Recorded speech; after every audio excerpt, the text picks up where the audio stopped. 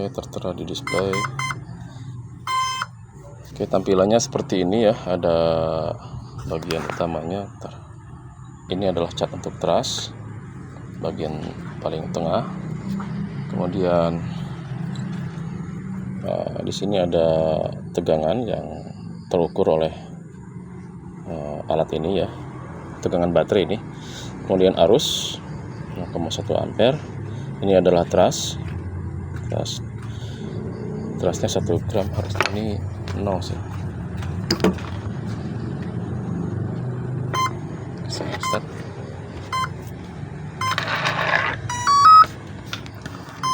Ya, ini 0 gram. Kemudian di sini ada level throttle ya, 1%. Kemudian di sini ada efisiensi 0,0 gram per watt. Jadi artinya contoh misalkan 10 gram, berarti 10 gram per watt. Dalam 1 watt motor dan propeller ini menghasilkan dalam 1 watt menghasilkan 10 gram gitu.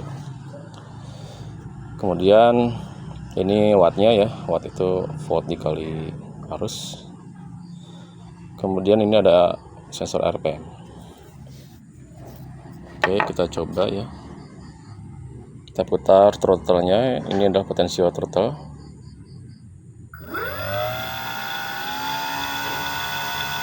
Kita bisa melihat di sini trusnya naik 23 gram di 10% throttle. RPM juga naik, ampere naik, begitupun daya ya. Di sini efisiensinya 3,4 gram per watt. Jika kita tambah throttle, maka akan bertambah pula.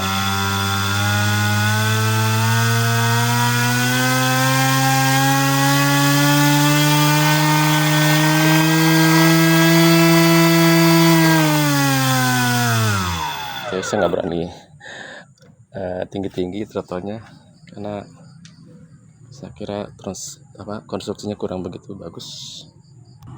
Oke, jadi alat ini bisa terhubung dengan WiFi.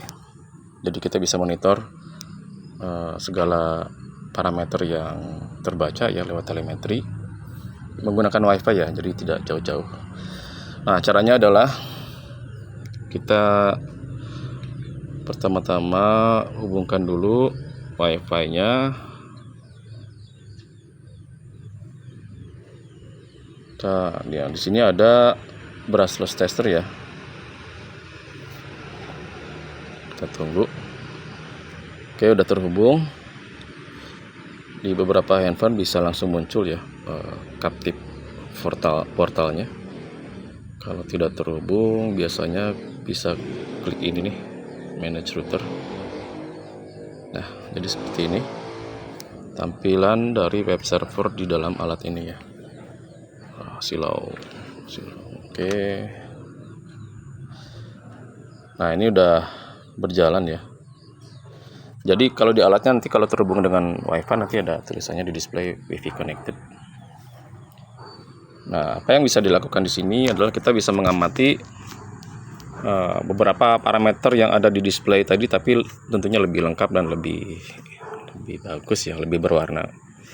Jadi ada RPM, ada current, sama sih kayak yang di alat. Ada thrust, ada throttle. Oke, jadi kita bisa kontrol juga throttle-nya ya dari sini, dari handphone. Ini kita coba agak susah, slow.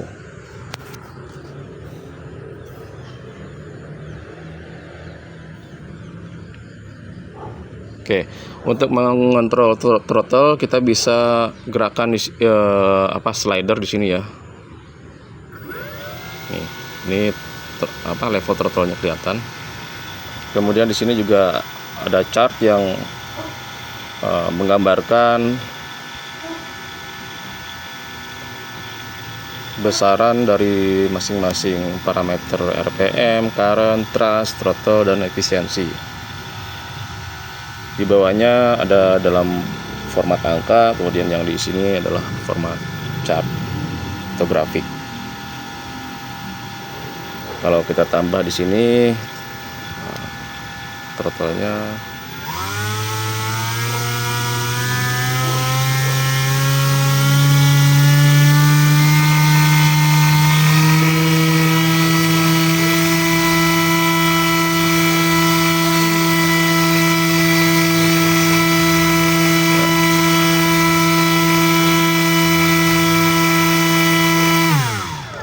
Di sini ada emergency stop ya, ada tombol auto, ada tombol pause dan setting. Auto ini fungsinya untuk kita menyalakan throttle dari 0 sampai 100 secara linear oleh si aplikasi ini ya. Kemudian ada emergency stop, ini untuk menghentikan jika ada sesuatu yang tidak beres, misalkan kita bisa dengan spontan menghentikan motor, mengirim sinyal PWM 0% ke ESC sehingga motor akan berhenti. Kemudian ada setting. Setting di sini berfungsi untuk mengatur beberapa nilai besaran kalibrasi ya, calibration factor. Misalkan tegangan katakanlah yang terbaca dari multimeter andalan kita ini sekian volt, tapi yang terdeteksi oleh alat ini sekian volt misalkan ya, tidak sama gitu. Katakanlah di sini ada 12,27. Oh ternyata harusnya di multimeter yang biasa saya pakai ini harusnya 12,5 misalkan. Berarti kita bisa naikkan nilai current faktor, voltage faktornya di sini ya, naikkan.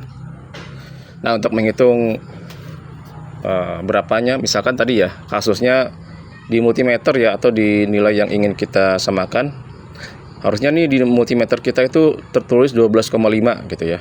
Nah ternyata di alat ini 12,27 gitu. Nah ini artinya 12,5 dibagi 12,27 ya, yang terbaca di sini di alat. Kemudian hasilnya dikali dengan posisi voltage vector sekarang nih. Dikalikan ya, tadi dikalikan hasil yang tadi itu dikalikan dengan 1,00544. Nah, keluar hasilnya, baru kita timpa di sini nilai ini. Ini kita bisa edit berapa gitu. Jadi saya ulang, nilai yang kita harapkan ya dari multimeter kita yang jadi andalan kita, misalkan 12,5 ya contoh, 12,5 dibagi dengan nilai yang terbaca di alat ini tadi 12,2 sekian tadi ya. Nah itu kan menghasilkan A misalkan. Nah A ini dikalikan dengan 1,00544. Nah hasilnya disimpan di sini, diubah di sini gitu. Hasilnya misalkan B tadi ya, B itu misalkan 1,1 misalkan. Nah simpan di sini gitu. Begitupun untuk mengubah calibration factor untuk arus ya atau current. Ini caranya sama juga tadi. Nilai yang dianggap benar, kemudian dibagi dengan hasil bacaan alat ini, kemudian dikali dengan nilai yang sekarang ada di sini gitu.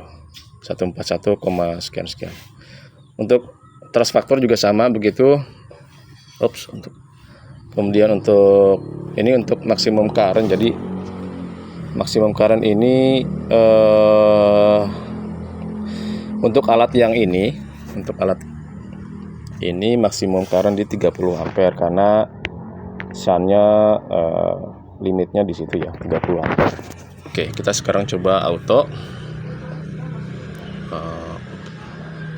Auto ini akan saya akan menerangkan beberapa nilai-nilai yang ada di sini. Ada RPM, ada current, satuannya ampere, ada voltage yang terbaca di alat ya ke baterai, tegangan baterai. Ini ada power tuh current dikali voltage, kemudian ada thrust, ada throttle, kemudian efisiensi, dan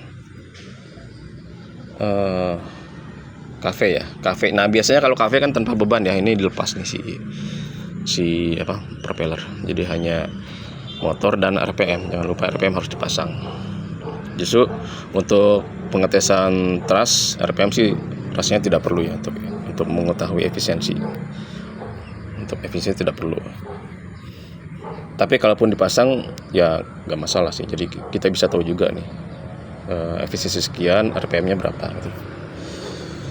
Oke, kita akan coba sekarang tombol auto ini.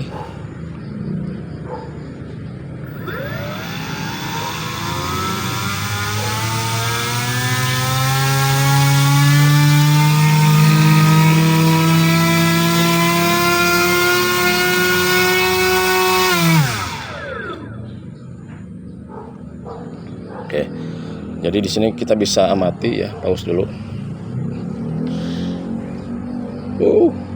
Oke, jadi pause ini untuk menghentikan pergerakan chart ya, supaya tidak terus scrolling ke kiri. Nah, jadi kita bisa amati di sini posisi yang sedang diselect oleh garis vertikal ini. Posisinya ada di angka ini, yang biru ini. Kalau kita gerakan, angka yang di bawah juga ikut berubah ya. Gitu. Oke, jadi kita bisa tahu nih di posisi throttle berapa, efisiensinya berapa gitu.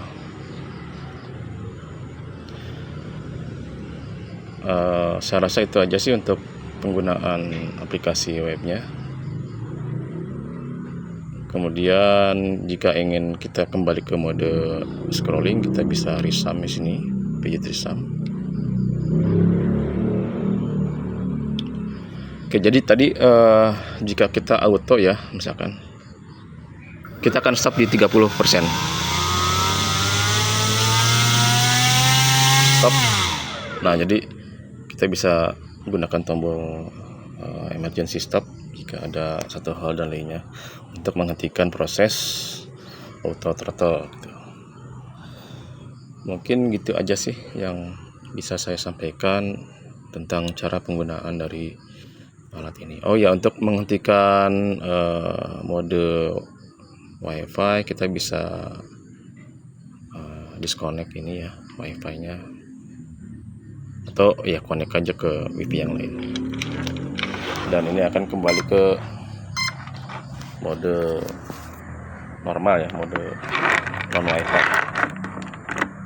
Oke, jadi lebih kurang seperti itu cara penggunanya. Mohon nanti perhatikan cara memasang, cara mounting ini ya, mounting si load cell ke motor. Harap dipastikan benar-benar kuat, mantap, agar tidak ada sesuatu hal seperti misalkan ini bisa terlepas kalau tidak kuat. Ini ngeri juga nih kalau nggak kuat, apalagi di posisi throttle tinggi. Oke, sekian, terima kasih atas perhatiannya, sampai jumpa lagi.